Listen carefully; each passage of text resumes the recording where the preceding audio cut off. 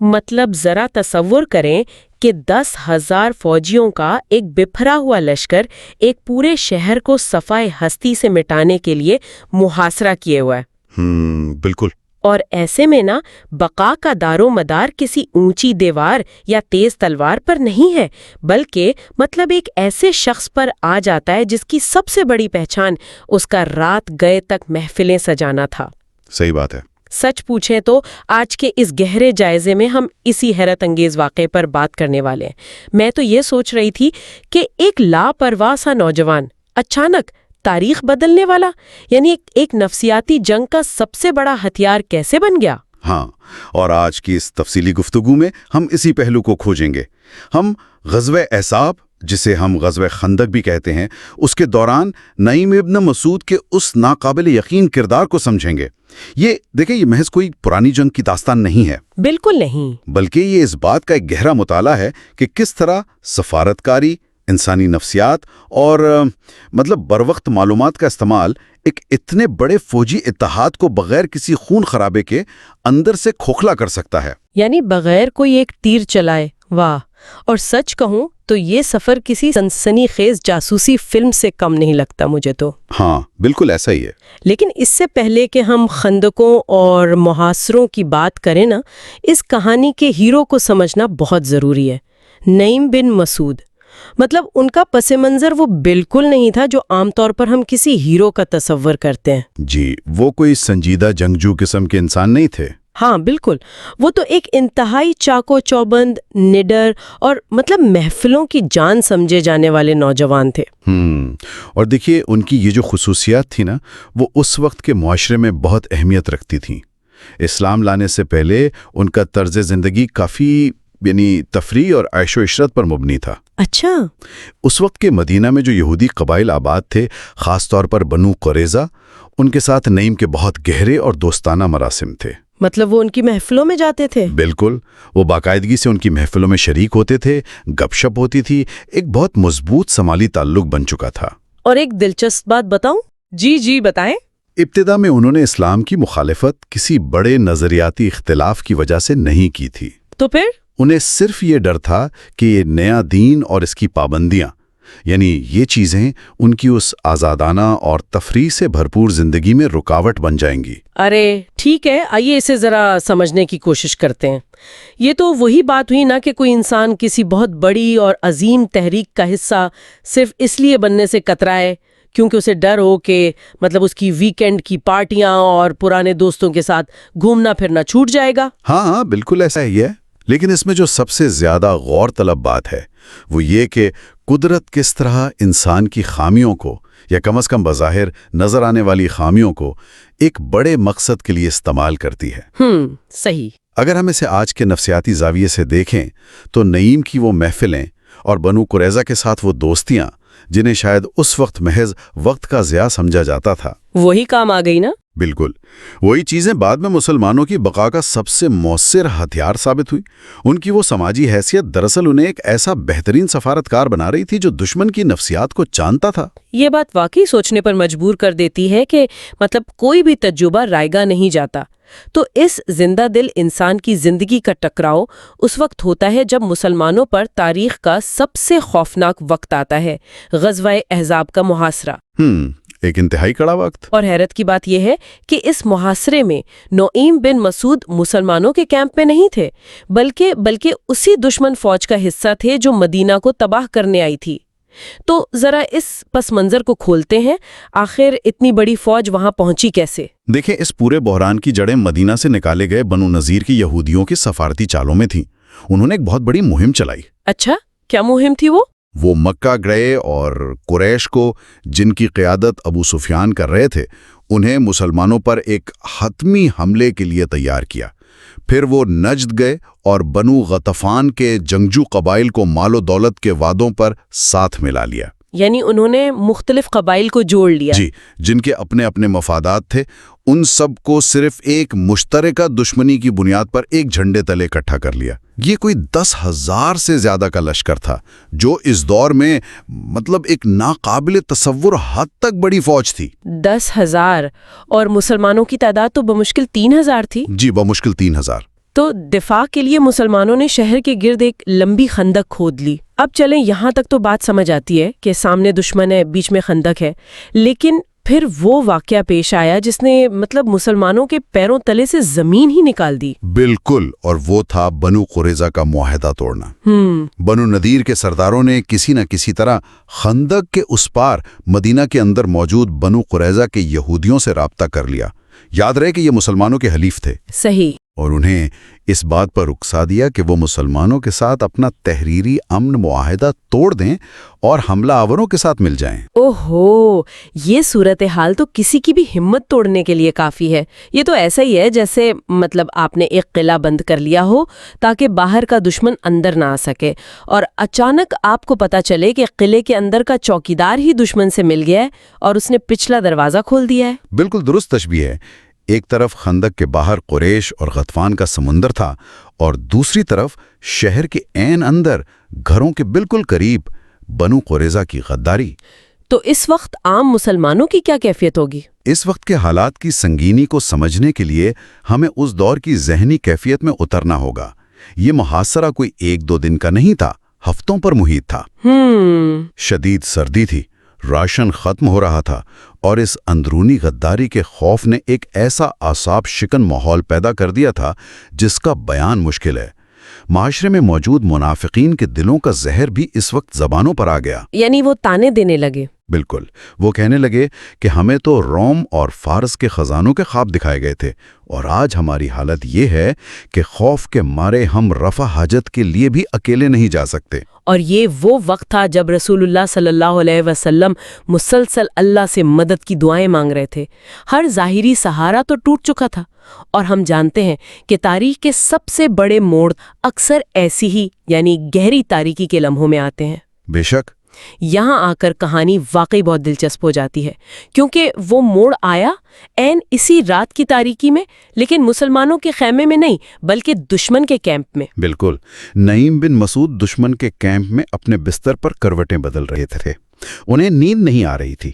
وہ آسمان کے ستاروں کو دیکھتے ہوئے اپنے ضمیر سے ایک گہرا مکالمہ کر رہے تھے۔ وہ کیا سوچ رہے تھے؟ وہ خود سے سوال کرتے ہیں کہ میں نجد کے اتنے دور دراز علاقے سے یہاں اس سردی میں کیوں آیا ہوں؟ آخر کس کے خلاف لڑنے؟ ایک ایسے شخص کے خلاف جو عدل اور سچائی کی بات کرتا ہے؟ کیا میں یہاں کوئی اپنا علاقہ بچانے آیا ہوں؟ کیا میری کسی سے کوئی ذاتی دشمنی ہے؟ نہیں۔ تو پھر کیا یہ کسی دانشمند انسان کا کام ہے کہ وہ محض اندھی تقلید میں کسی کو بلا وجہ مارے یا خود مارا جائے؟ واو، یہ تو وہ لمحہ تھا جب ان کا ضمیر قبائلی تعصبات پر حاوی ہو گیا۔ جی بالکل۔ اور نعیم صرف یہ سوچ کر سو نہیں گئے بلکہ انہوں نے فوراً ایک قدم اٹھایا۔ وہ رات کے اندھیرے میں چھپ کر خیموں سے نکلے اور سیدھے رسول اللہ صلی اللہ علیہ وسلم کے پاس پہنچ گئے۔ جی ہاں۔ وہاں جا کر انہوں نے اپنا تعارف کرایا، اسلام قبول کیا اور کہا کہ میری قوم کو میرے اس فیصلے کا علم نہیں ہے، آپ بتائیں میں کیا خدمت کر سکتا ہوں؟ لیکن ذرا 1 منٹ رکیے گا ماہر صاحب۔ جی پوچھئے۔ مجھے یہاں ایک بات ہضم کرنے میں تھوڑی مشکل ہو رہی ہے۔ ذرا سوچئے، جنگ کا ماحول ہے، چاروں طرف موت کا پہرا ہے، اور ایک دشمن کا سپاہی رات کے اندھیرے میں آ کر کہتا ہے کہ میں آپ کے ساتھ ہوں۔ کیا یہ ایک بہت بڑا اسٹریٹجک رسک نہیں تھا؟ بہت بڑا رسک تھا۔ عام حالات میں تو کوئی اور کمانڈر ہوتا تو اسے فوراً قید کر لیتا یا جاسوس سمجھ کر مار دیتا نا۔ ان پہ اتنی جلدی بھروسہ کیسے کر لیا گیا؟ یہ ایک انتہائی شاندار سوال ہے، اور یہی وہ مقام ہے جہاں ہمیں رسول اللہ صلی اللہ علیہ وسلم کی غیر معمولی بصیرت، جسے فراست کہا جاتا ہے، اسے سمجھنا پڑتا ہے۔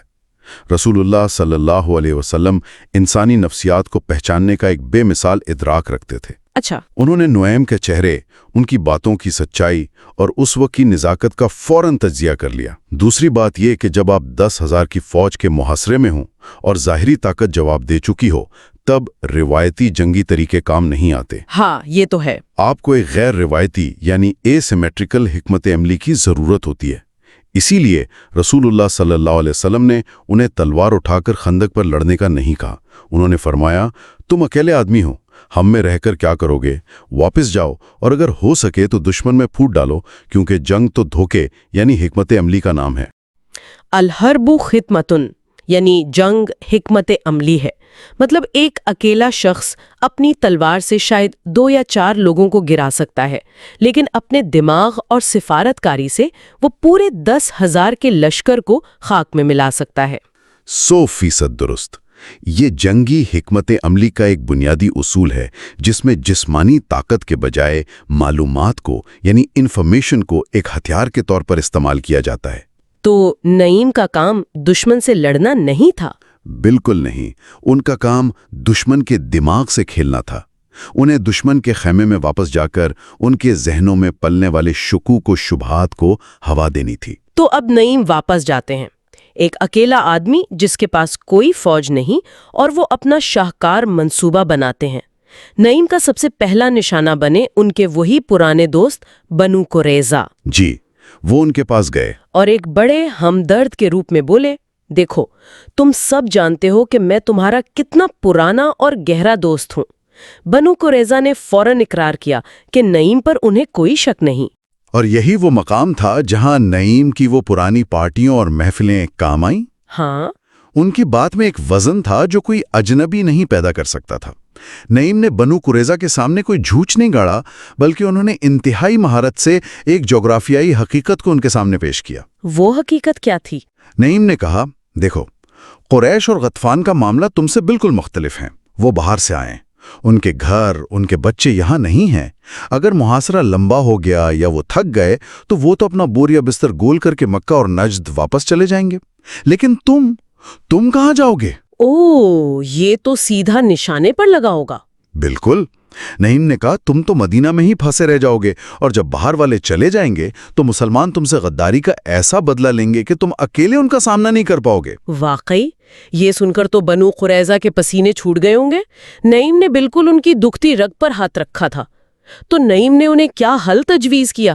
نعیم نے مشورہ دیا کہ جب تک قریش اور غطفان اپنے 70 معزز سردار تمہارے پاس بطور یرغمال یعنی ہاسٹیج نہ رکھوا دیں، تب تک تم مسلمانوں کے خلاف جنگ میں ان کا ساتھ نہ دینا. اچھا، تاکہ وہ بھاگ نہ سکیں. جی، یہ یرغمالی اس بات کی ضمانت ہوں گے کہ باہر والے انہیں اکیلا چھوڑ کر بھاگیں گے نہیں. بنو قریظہ کو یہ بات 100% منطقی لگی. انہوں نے محسوس کیا کہ نعیم نے واقعی ایک مخلص دوست کی طرح ان کی آنکھیں کھول دی ہیں. اور نعیم یہی نہیں رکے. پہلا بیج بونے کے بعد وہ سیدھے ابو سفیان اور قریش کے کیمپ میں پہنچے. وہاں جا کر انہوں نے بالکل ایک مختلف ہی زاویہ پیش کیا. جی، نعیم نے ان سے کہا، میں تمہارا خیر خواہ ہوں، تمہیں ایک انتہائی خفیہ راز کی بات بتانا چاہتا ہوں. بنو قریظہ مسلمانوں سے معاہدہ توڑنے پر سخت پشیمان ہو چکے ہیں، اور اب وہ مسلمانوں کے ساتھ دوبارہ صلح کرنا چاہتے ہیں. اور پھر انہوں نے وہ ماسٹر سٹروک کھیلا. ہاں، نعیم نے کہا کہ اس صلح کی قیمت انہوں نے یہ طے کی ہے کہ وہ قریش اور غطفان سے ضمانت کے نام پر سردار مانگیں گے اور پھر انہیں دھوکے سے مسلمانوں کے حوالے کر دیں گے. اس لیے ہوشیار رہنا، اگر بنو قریظہ تم سے کوئی یرغمالی مانگے تو ہرگز مت دینا. اور اس کے فوراً بعد نعیم اپنے قبیلے بنو غطفان کے سرداروں کے پاس بھی گئے اور انہیں بھی بالکل یہی بات بتائی. اب آپ اس حکمت عملی کی باریکی کو دیکھیں.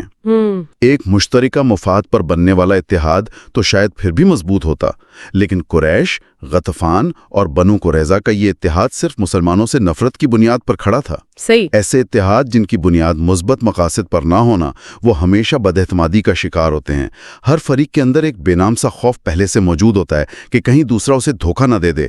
نعیم نے کوئی نیا خوف پیدا نہیں کیا، انہوں نے صرف ان کے اس دبے ہوئے خوف کو، اس انسیکیورٹی کو ایک چنگاری دکھا دی.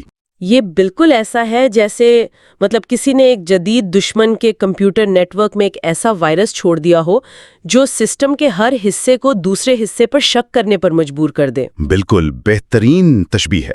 بغیر کوئی فائر کیے پورا سسٹم اندر سے ہی بیٹھنا شروع ہو گیا.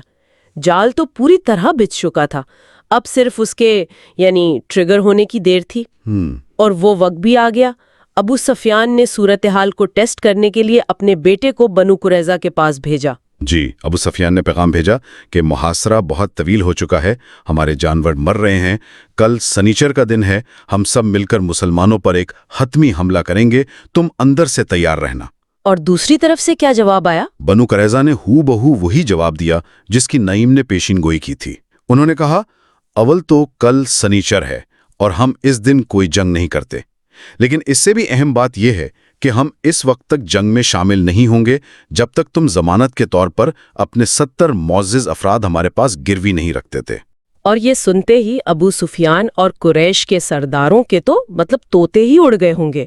انہیں پورا یقین ہو گیا کہ نعیم کی دی ہوئی وہ خفیہ خبر بالکل سچی تھی۔ بالکل۔ یہاں ایک چیز جو بہت اہم ہے وہ ہے مواصلات، یعنی کمیونیکیشن کا فقدان۔ جب شک کا بیج گہرائی میں بو دیا جائے تو انسان سیدھا جا کر دوسرے سے بات کر کے غلط فہمی دور کرنے کی کوشش بھی نہیں کرتا۔ ہاں، وہ سیدھا نتیجہ اخذ کر لیتے ہیں۔ قریش نے یرغمالی دینے سے 2 ٹوک انکار کر دیا، اور جب یہ انکار بنو قرائظہ تک پہنچا تو انہیں بھی یقین ہو گیا کہ نعیم سچ کہہ رہے تھے کہ یہ باہر والے انہیں تنہا چھوڑ کر بھاگنے کے چکر میں ہیں۔ اس طرح وہ اعتماد مکمل طور پر مٹی میں مل گیا۔ تو ان سب کا مطلب کیا ہے؟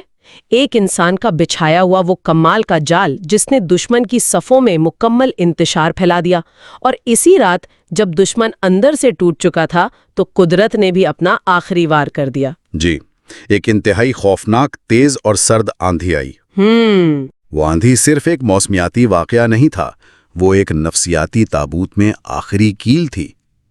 جب انسان اندر سے ہار چکا ہونا اور وہ اپنے ہی ساتھیوں سے خوفزدہ ہو تو ایک سرد طوفان اس کے ارادوں کو مکمل طور پر اکھاڑ پھینکتا ہے۔ صحیح بات ہے۔ اس آندھی نے خیمے اکھاڑ دیے، چولہے بجھا دیے اور جانوروں کو خوفزدہ کر دیا۔ اس بدترین بداعتمادی اور قدرتی آفت نے اس 10,000 کے لشکر کو فرار ہونے پر مجبور کر دیا۔ جب صبح ہوئی تو میدان جنگ بالکل سنسان تھا۔ سبحان اللہ۔ اور اس کے ساتھ ہی تاریخ کا وہ محاصرہ جس نے مسلمانوں کو موت کے دہانے پر لا کھڑا کیا تھا، بغیر کسی بڑی جنگ کے ختم ہو گیا۔ اس کہانی کا اختتام ایک انتہائی جذباتی منظر پر ہوتا ہے۔ ہم وقت کے پہیے کو تھوڑا آگے بڑھاتے ہیں۔ فتح مکہ کا دن ہے۔ اسلامی لشکر مکہ میں داخل ہو رہا ہے، مختلف قبائل کے جھنڈے لہرا رہے ہیں، اور اسی لشکر میں ایک شخص اپنے قبیلے بنو غطفان کا جھنڈا انتہائی فخر سے اٹھائے ہوئے چل رہا ہے۔ اور وہ شخص کوئی اور نہیں، نعیم بن مسعود تھے۔ اور ابو سفیان، جو اس وقت تک خود بھی بدل چکے تھے، جب اس شخص کو دیکھتے ہیں تو بے ساختہ حیرت سے پوچھتے ہیں کہ وہ کون ہے جس کے ہاتھ میں غطفان کا جھنڈا ہے؟ تو انہیں کیا بتایا گیا؟ جب انہیں بتایا گیا کہ یہ نعیم بن مسعود ہیں تو ابو سفیان کو وہ خندق کا پورا واقعہ یاد آ جاتا ہے، اور وہ قسم کھا کر کہتے ہیں کہ خدا کی قسم، غزوہ خندق میں اس نے ہمارے ساتھ کیسا زبردست داؤ کھیلا تھا۔ یہ کل تک شدید ترین دشمن تھا، اور آج اپنے ہی قبیلے کی قیادت کرتے ہوئے ان کے لشکر کے شانہ بشانہ کھڑا ہے۔ واہ، یہ واقعی اس بات کی روشن دلیل ہے کہ ایک انسان کی اندرونی تبدیلی کتنی غیر معمولی ہو سکتی ہے۔ بڑی سے بڑی مشکل کا حل صرف اندھی طاقت میں نہیں ہوتا، بلکہ انسانی نفسیات کو سمجھنے میں ہوتا ہے۔ بالکل ہے۔ ذرا ان بنو نذیر کے یہودیوں کے بارے میں سوچئے، جنہوں نے اس پوری جنگ کی منصوبہ بندی کی تھی۔ ہاں، انہوں نے تو کمال کی منصوبہ بندی کی تھی۔ مدینہ سے مکہ، پھر نجد کے طویل سفر کیے تھے، قبائل کو ملایا، مالی لالچ دیے، مطلب ان کے متضاد مفادات کو ایک جگہ اکٹھا کر لیا تھا۔ انہوں نے تلواروں کی تعداد گن لی تھی، خیمے، راشن، تیر، ان کے پاس ہر چیز کی ایک بہترین ایکسل شیٹ موجود تھی۔ انہوں نے 10,000 کا ایک شاندار اتحاد بنا لیا تھا، سب کچھ ان کے کنٹرول میں تھا۔ لیکن وہ اپنی اس تمام تر شاندار منصوبہ بندی میں کس ایک چیز کا اندازہ نہیں لگا سکے؟ جی؟ وہ ایک عام سے انسان کے ضمیر کا حساب نہیں لگا سکے۔ انہوں نے ہر مادی چیز کو تو گن لیا تھا، لیکن ایک انسان کے اندر رات کی تاریکی میں اچانک بیدار ہونے والے احساس، اس کی اخلاقیات کو وہ کسی پیمانے میں تول نہیں سکے۔ بالکل، اور یہ ایک ایسا سوال ہے جو آج کے دور میں بھی ہمیں سوچنے پر مجبور کر دیتا ہے۔ کیا آج کے اس جدید دور میں بھی، جہاں بند کمروں میں اربوں ڈالر خرچ کر کے بڑی بڑی جغرافیائی اور سیاسی چالیں، جنہیں ہم جیو پولیٹیکل اسٹریٹجیز کہتے ہیں، بنائی جاتی ہیں، تو کیا وہ بھی فیل ہو سکتی ہیں؟ ہاں، کیا وہ تمام جدید چالیں اور اربوں ڈالر کے بجٹ بھی محض کسی ایک انسان کے بدلتے ہوئے ضمیر، اس کے اچانک جاگ اٹھنے والے احساس کے سامنے اتنی ہی بے بس ثابت ہو سکتی ہیں جتنا خندق کے باہر وہ 10,000 کا لشکر بے بس ہو گیا تھا؟ یہ واقعی ایک ایسا سوال ہے جس پر غور کرنا ہم سب کے لیے بہت ضروری ہے۔